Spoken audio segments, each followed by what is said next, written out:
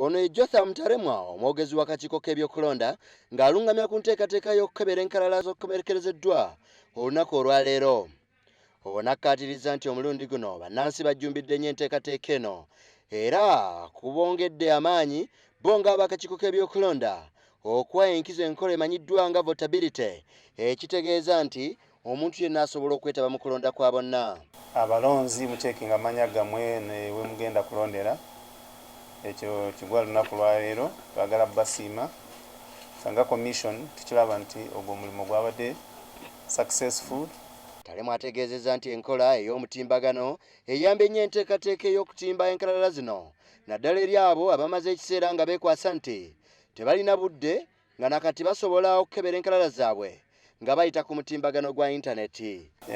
Platform eno ya online otuula mu ofiisi yo n'ogenda ku website ya Electoral Commission n'ofuna details n'oteeka mu details ze neweeraba ku register nga togenze nawala. Ekyo abantu bakisanyukidde nnyo ate naffe nga commission twasanyuse okulaba nti ekyo twakikoze ekitukolera.